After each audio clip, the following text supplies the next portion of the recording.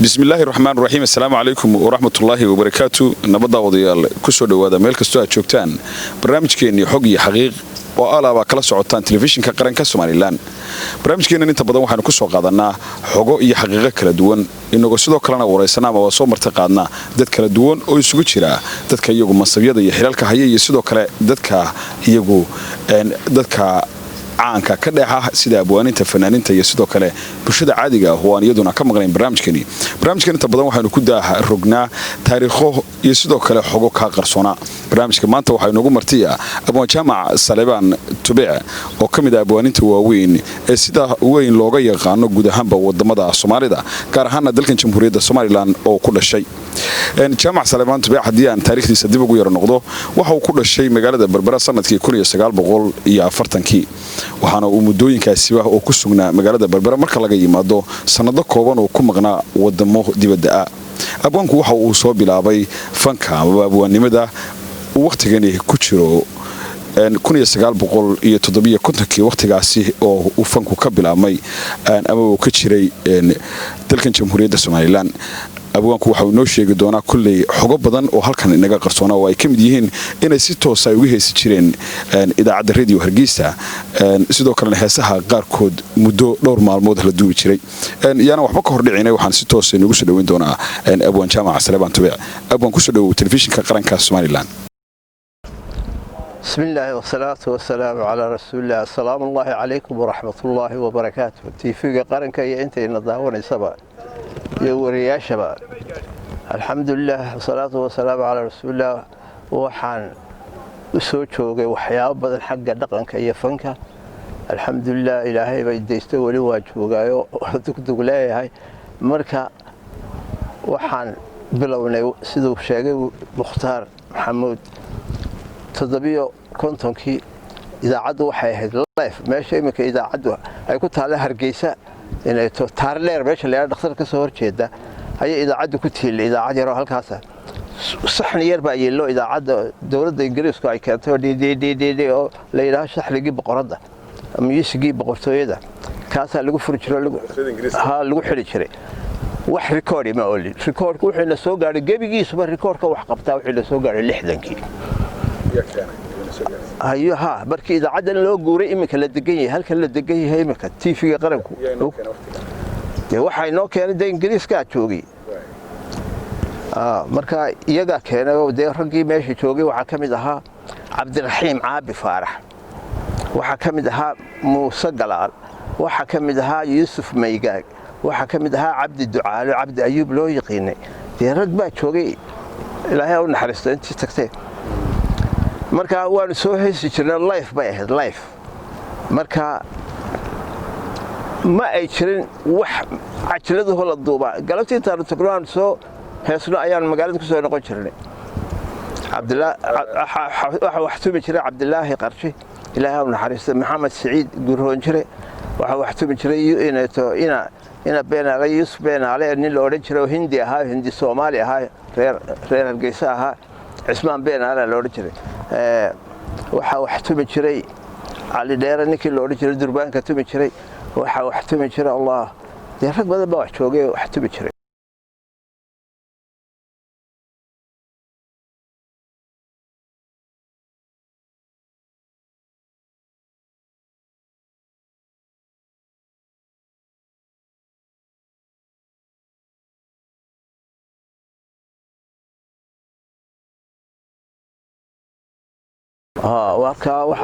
waxaan ku sheegayaa fanka wuxuu ka bilaabay Berbera fanaaniinta dhamaantoodba waxay ka soo baxeen intii heesi jirtay reer waqooyiga waxay ka yimaadeen Berbera waa Cismaan Maxamed waa Maxamed Axmed waa Maxamed Saleebaan waa Cumar Dhuule waa inayto Rashiid Bullo waa Gudo Carwo Shabis Abakor baa la oran jiray waa kulli dadkaas waxay ka yimaadeen Berbera aniguna iyaga ka mid ahaa marka fanka waxaan ku bilownay music maanu aqoon waxa la tubi jiray daf bah la yiraahdo shoq xuleeya ayaa la tubi jiray aniga Umar ba Allah yarxamo saaxiibahayno waxaan tagnay meelaha waxa la sameeyay jiray wax la yiraahdo makhdarado xaflado lagu ururiyo dadka qofkii dhibaataysan qaadaan iyo aroosyada iyo marka dafafkaas la tubi jiray marna waa la heesay marna waa la joojinay sacabka la tubay sidaasaan ku soo bilownay markii dambe idaacadda aanu nimana dee annagan leefka ku heesi jirnay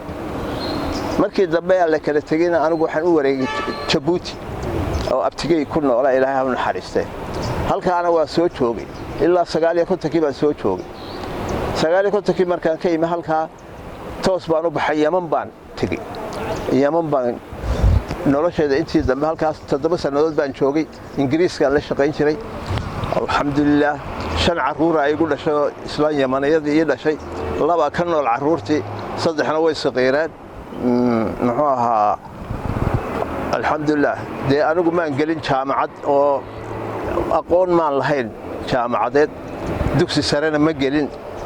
milcaamad quraan waa dhigtay oo intii aan yaraa milcaamad quraanka markii dambana fankiiba ijiitay oo milcaamadiina waan ka cararay laakiin alxamdulillah waxaan ku hadlaa imka 4 luqadood waa luqadda Ingiriiska waa ku hadli karaa Carabiga waa ku hadli karaa Sawaaxiligana waa ku hadli karaa iyo afkeena hooyo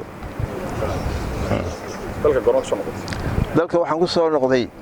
67 baan ku soo noqonay inayto annagoo koox la yiraahdo xabadi keentay ah Allah ilaahay ha caafimaad ha siiyo Maxamed Ibrahim Warsame ayaan riwaayad wada sameynay riwaayadda waxa la oran jiray reer baa yaa kule heesaheedii waxa kamid ahaa maahe khatray qiimiga kalgacan ee quruxda badan maadil qolsoon maadil waxa kamid ahaa inay taakula hiddo hees la yiraahdo oo Faaduma Axmed iyo Maxamed Nuur Gari qaadi jireen waxa kamid ahayd guur hayga heesta caanka guur hayga filan gurigayga iyada heesaha kamid ah taariikhdii ay 76 ka dalka dib ugu soo noqoteen markaas dib fanka uga bilowday halkan maxaad awaan aad naga xusuusin kartaa inagu weli dul taagan taariikhdaasi riwaayadii waqtiga dalka ku soo noqoteen sanadkii 76kii aad dhigteen waxa ka xusuusanayaa riwaayadan aan ku leeyahay reer baa yaa ku lahaa sarbeeb bay ahayd reer baa yaa ku leh reer baa yaa ku leh buu yiri oo hadraawi baa fikradda lahaa heesahana wadaag baan ku lahayno nimba hees buu keenay marka riwaayadaas waxaan ka soo bilownay xamar baanu ka dhignay waa ka nimid Jowhar ilaa barigaas aanu kacnay ilaa Boosaaso iyo xagga markii dambe waan soo noqonay xaggan iyo qarnaan soo marnay waxaanu ka soo dhacnay halkan dariiqan burcaan ku soo dhacnay burcadan aanu nimi berberaan nimi burca marka berbera markaan anigu xanuunsaday ya riwaayadaasana wada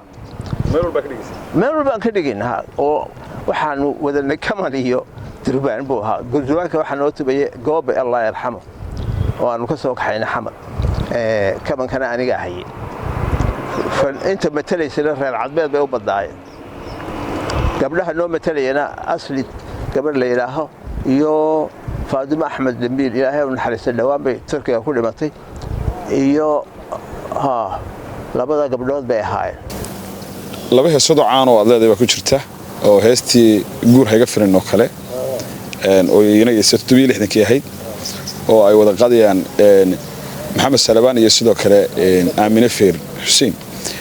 heestaasi qasideed hadii soo dul taagno maxay ku saabsaneed heestaas waxay ku saabsaneed sarbeeb bay ahayd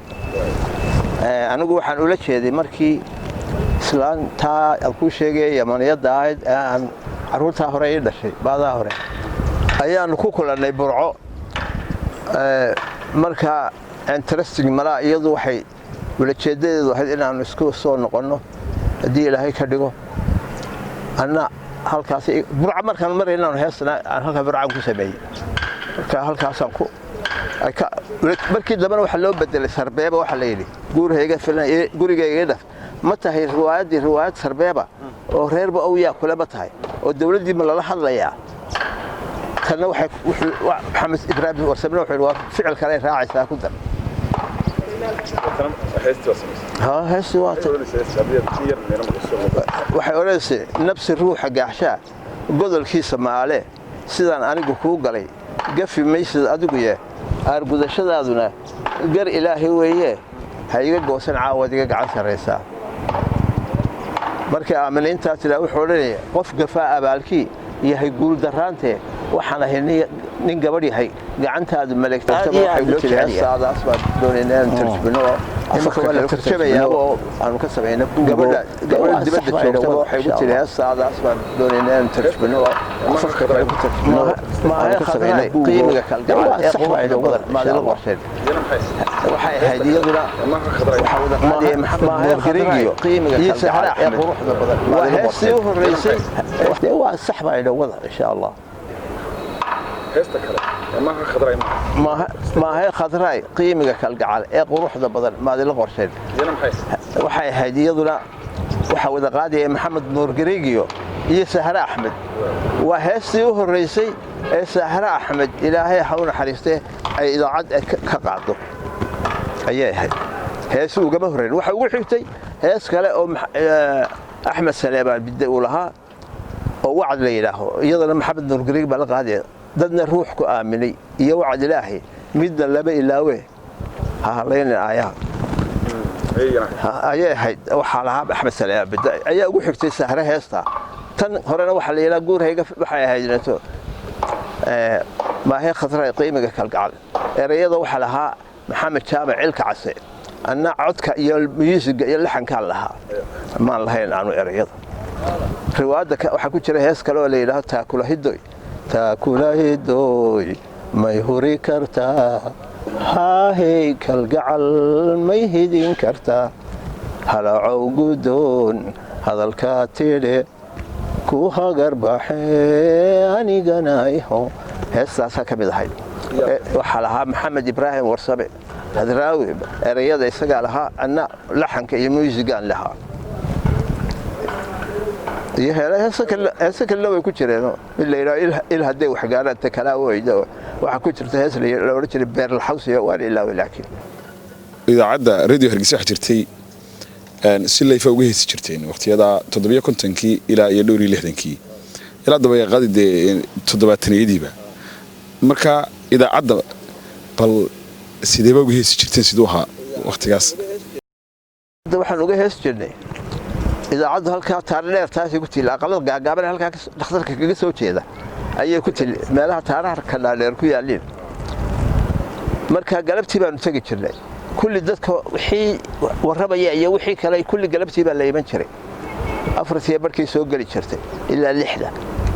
marka waxaan ku heesi jirnay microphone sida u yaala miiska iyo annagoo qalabkayga la soo galaa live baan u baxaysay wax dee record oo lagu duubaa muu jirin marka maalin walba dee qaar baa galiyay maalin walba radio hargeysa waa markay hoos tahay markay dusha loo guuray marka waxa yimi maxamed saleebaan markuu yimi baa ilaahay u naxariistay 60kii buu maxamed ka qayb galay habeenkii calanka kana saar kana nasiibkii ayuu ka qayb galay markaas waxa la oran jiray maxamed saleebaan waa jaamac saleebaan walaalkii dee war uga soo horeeyay fanka anigu markii dambana aniga imika la yiraahdo maxamed saleebaan walaalkii ilaa al'aan abun waxa kala jirta cod amaba fuuri ay ku soo gasho idaacadda BBC-du waqtiga goobjoog bay hedan filaya codka la sameeyay erayser beeba badan baa lagu sii day jiray idaacadda si aan dambi aan lagu qaadin oo aan laga dhigin dadka kicinaya marka heesta erayadeedu waxay ahayd dadkan dhawaaqaya dhulkooda doonaya haday u dhiidiyaan allah ayo u dhiib sidaas codku ahaa marka imika soo gashay idaacaddu waa ka waa satiraha moogta durdaha duulaya wuxuu yidhi waxaan la dhuubnahee jidhkayga dhaawacaan idiin dhammaynaya dhegamaleedihin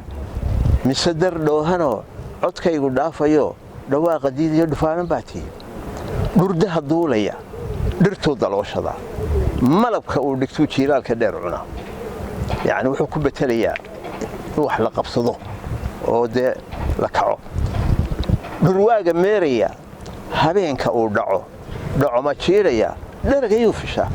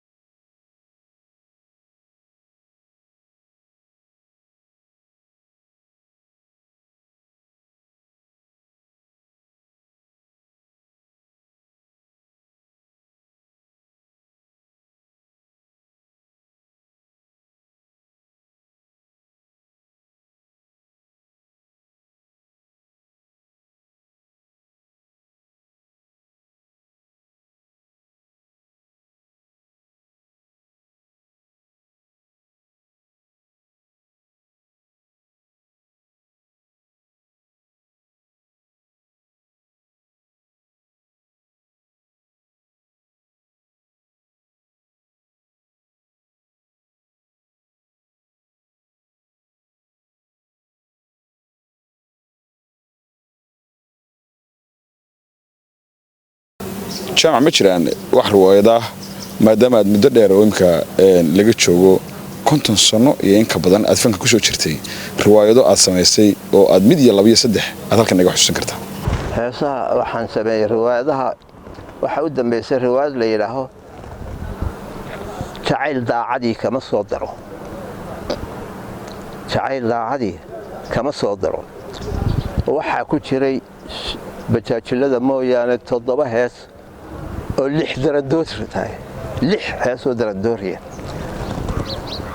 xala tumay markii inta dagaal ka bilaabin xamar ayaanu dhignay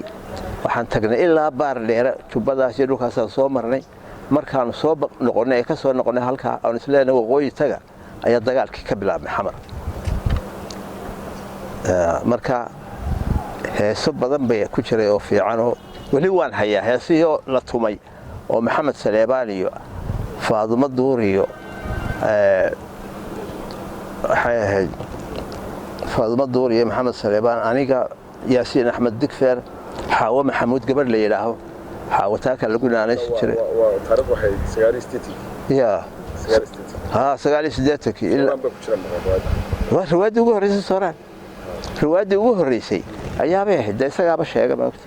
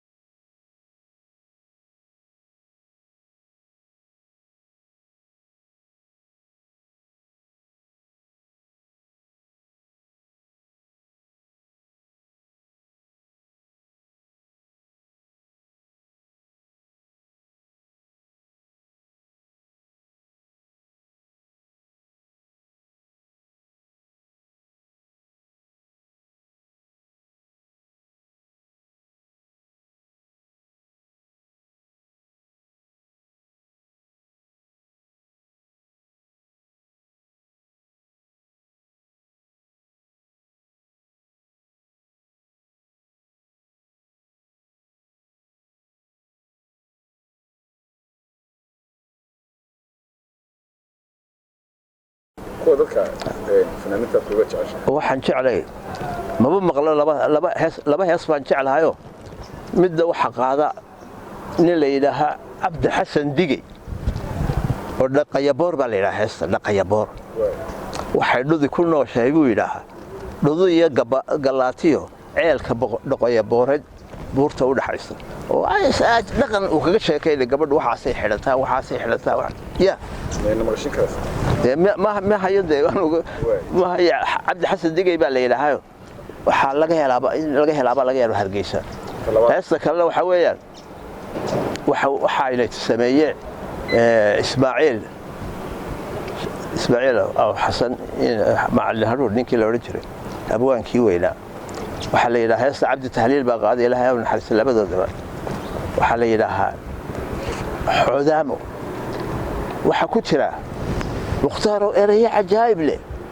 waxa kamida ninku wuxuu soo qaatay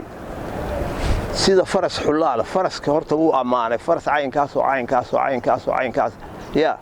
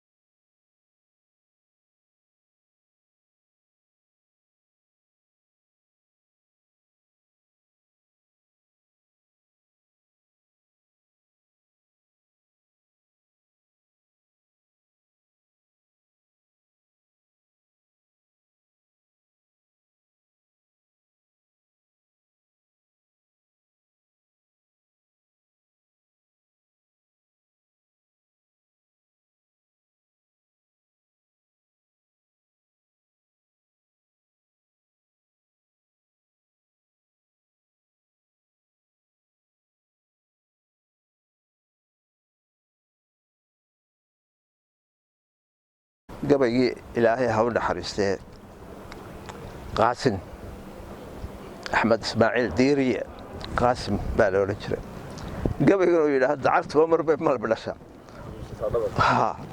wuxuu isu keenay eeg waxbuu qofka waxaa la doonayaa fanka marka qofku suugaanyaha yahay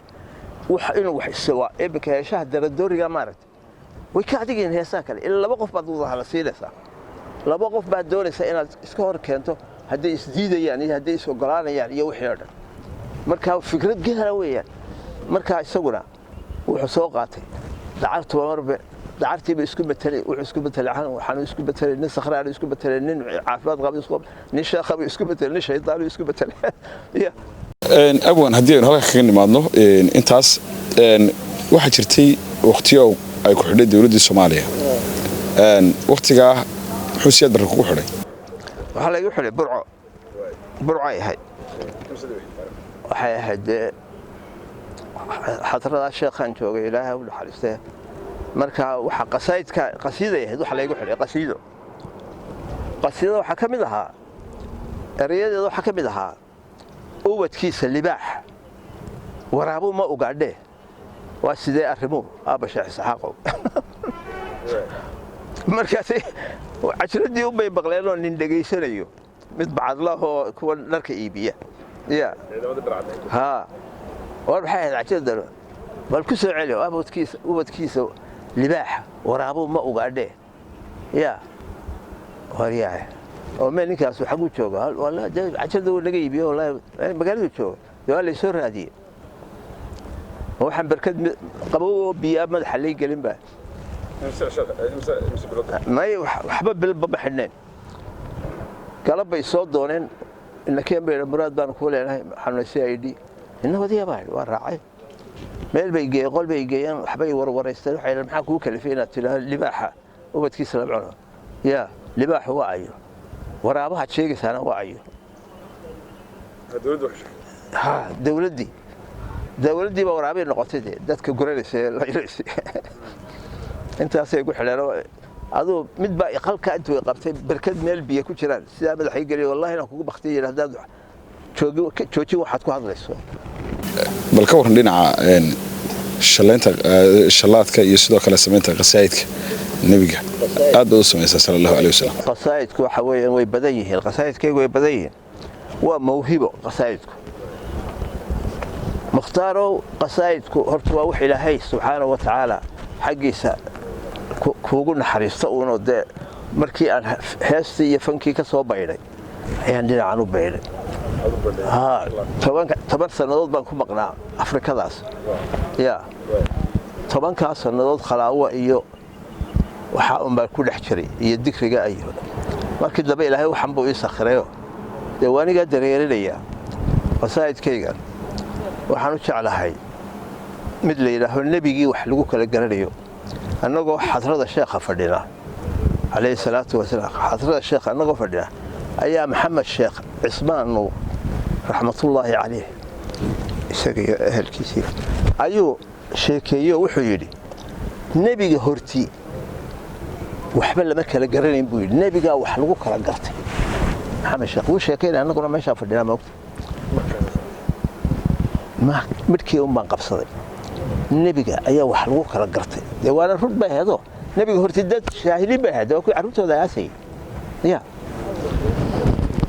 un baan tegey habeenkii un baan tegey marka xadradii ka tegey guriga tegey waxaan ku leeyahay anigoo sidaa u taagan oo qasiidadiisa ay igu socoto heedhe ayaan mukhtaaro beentu waa xaaraane ayuunbaan arkay anigoo taagan saddexdii bayd markaan dhameeyey uma saa isu eegay waa kelidii oo saddexdiiba xafidsanahoo aan dhameeyey geyigoo madow gudcurka kii ka saaray arladaba gebiga nuurkii gees walba u fido kuwii garowsadiiyo kuwii u gafayey go'aankii rabbiga dadka kii dhammaan gaadhsiiyey muddo dheer imika oo 7 sano ku siman iyo ka badan ayaad berbera ku noolad intii badnayd berbera adigoo in yar soo koobiyay maxad inoo sheegi kartaa taariikhdeedii iyo dadku siday ahaayeen dadku siday waqtigaa u ganacsan jireen dekadaheedii waxaad ka xusuusato berbera dee waxay ahayd magaalada ganacsiga waxaa haystay hindi iyo carab iyo Suudaan mabay badnayn laakiin Carab nimanka Xadramowt ka yimaada ayaa u badnaa sekada aan daaqadaha lahayn magaalada ee waad halkan dukaanka Cabdisalaam yahay maaragtay sekada labada sekadooda ka horeeya daaqada ma laha guriyaha waa in magaalada soo kuleel ba daaqada ma wada laha guriyahaas ma laha daaqado halkaas laynkaas oo dhan bay haysteen oo dukaamadooda ahay iyagoo cabsanaya ay daaqadaha ka daayeen guriyaha cabsi Arab bay ahayd nimankan Xadramowt ka yimaada Mukulla iyo Xadramowt ee dhulka waxa soo baxay markaa waxa soo baxay ganacsatada way Soomaaliduna way jireeno xashiish iyo basbaas nin la yiraahayo xaaji Abu Sita iyo raxmatullaahi calayhim ajmaciin rag badan baa Ibrahim Cigaal waxa ganacsiguna wuxuu ahaa hargaha la dhoofin jiray hargaha suuq lahaa hargeena ariga waqtigii lixdamaadkii hargaha la dhoofinayay ilaa 70kii hargaha la dhoofinayay harg qaali buu ahaa magacyadii magaalada maxaa ka xusantay magaalada magacyadeedii waxay ahayd inaan ku soo wareegnaan ku yiraahdo halkan sidaasay ahayd halkan sidaasay ahayd barnaamij damayn ku darsan doona insha Allah halkan sidaasay magaalada xitaa waxa ku tiilay meel halkan oo dekada agteeda oo dadka lagu daldali jiray ingiriisku wixii daldalaad lagu xukumo laba toogan jiray waa la daldali jiray iyadoo dadku waxay ku sugu jireen dadku halkan maaragtay imaka ay xirsantii weyntii ay degan yihiin soo baad arag halkan meel xaggan ka xigta oo daldalo la leh oo qalcad aad moodo aniga gudaheeda maan gelina marka dadkuna intan ka sokaysa halka ee laamigu imika yahay ayaa deer lahayd halkaas dadku soo taag jireen nin guuleed Mardoobe la yiraahdo ayaan garanaya oo lagu daldalay halka oo ehelkiisa meedkiisa sugaya awan kule barnaamijkeena gabagaba ayuu ku soo dhow yahay bal waxaan ku weydiin lahaa heesihii ugu dambeeyay dhinaca wadaniyada laftigeeda qayb weyn ayaad ka qaadatay heeso badanna waad qaaday maxaad nooga sheegi kartaa heesaha wadaniga aad samaysay heesaha wadaniga sida runta way badan yihiin meydii qaab ku salaysan Afrika ku dayo bal Soomaaliland Hargeysa u dalxiiso kaali saaxil daawada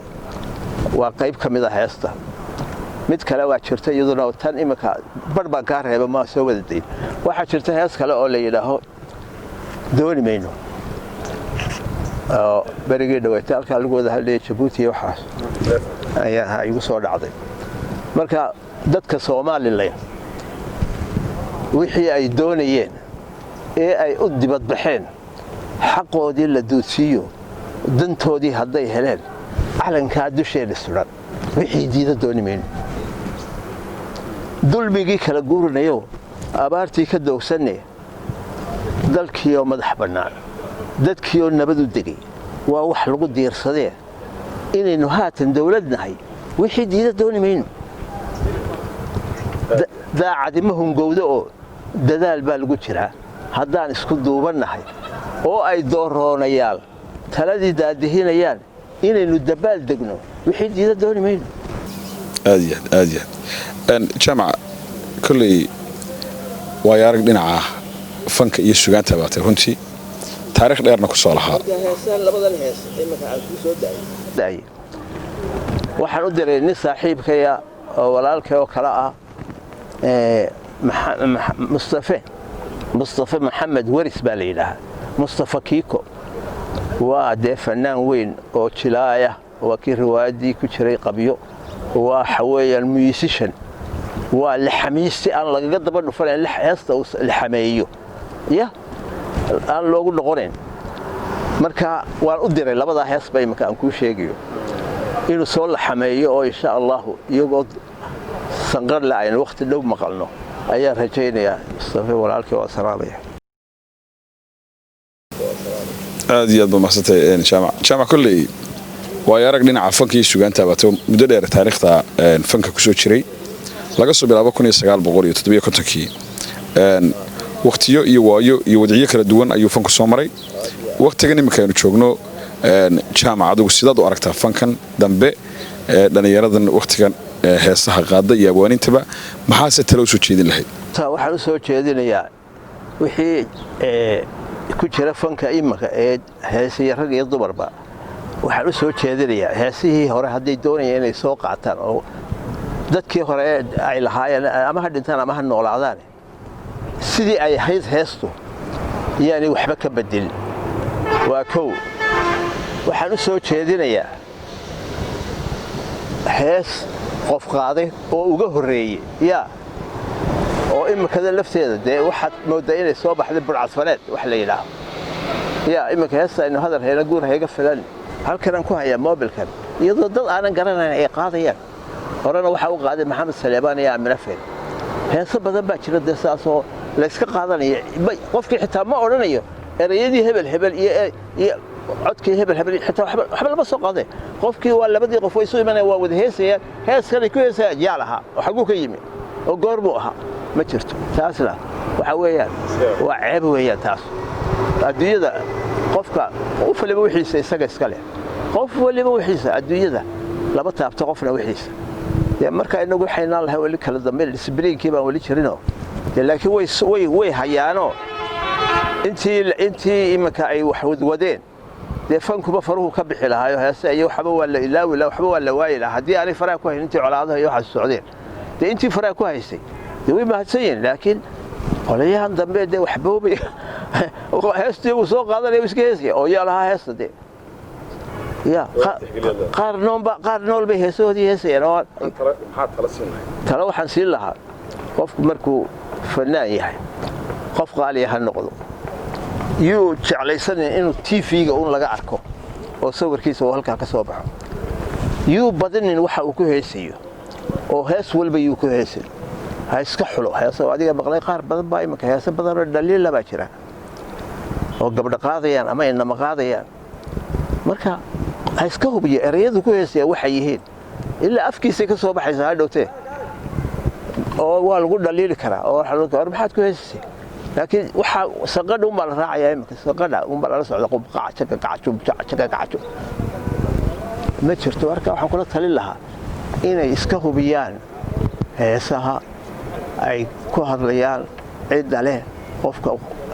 xitaa haddii qofkii nool yahay ilaahay war hees aad leedahay caynkaas ba jeclaaday يفسعن كهسة هدي أنا نولينا إنه سيدي وقاعد كي هري إنه وقاعد حتى حتى قاضي أسبوع ليسيني آد أيوم حسين هي أبوان جامع السليبان تبع وكمل أبوانين تواوين إسماعيلان وأنو ما أنت كوري سنة برامج كنا حقي حقيق أبوانك واحد بدنا يفتيمي وكسب سنفن كي يوري التاريخ دي لريد كوس الند إلى كوني سجال بقول تطبيق كنتن كيو كوسو شري فنكا آد أيانو محمد غيا جامع السليبان جامع برامج كنا وحنا كوجا بجبين دونا هدي الله يرحضه هستي كله غيرين محمد سليمان تبع يسدو كله أمين فير حسين جور هيقفلن هستاسون كوجا بجبين دونا داوديال يدقيستيال waxaan eegnaba oo heestaas iyo sidoo kale kulantay dambe intaan ku kulmayna barnaamijkeena xog iyo xaqiiq waa aniga iyo Khadar maxamed Khadar Xaafo oo idila socodsiinay barnaamijkaasi iyo dhamaanba bahda telefishinka qaranka Soomaaliland assalamu alaykum wa rahmatullahi wa barakaatuh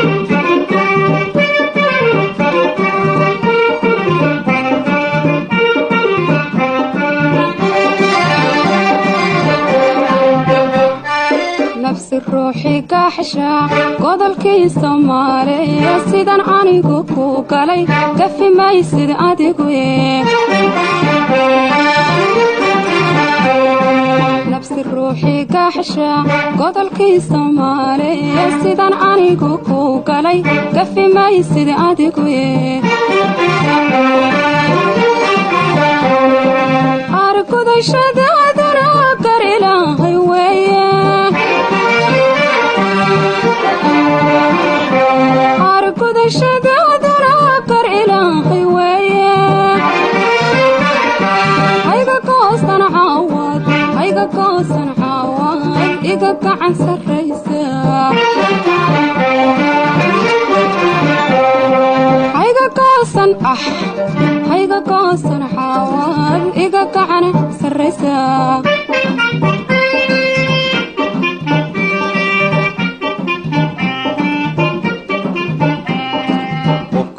abaalkii yahay guul darante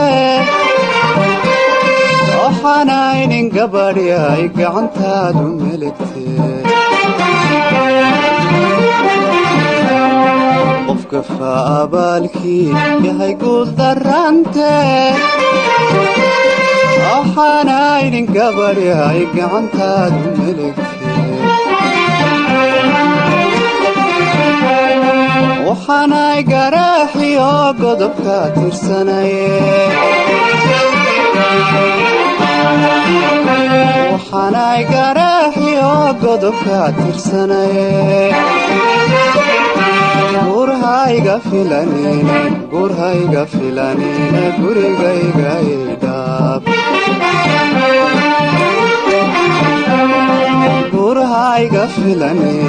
gurhayga filanine gurigayga idhaab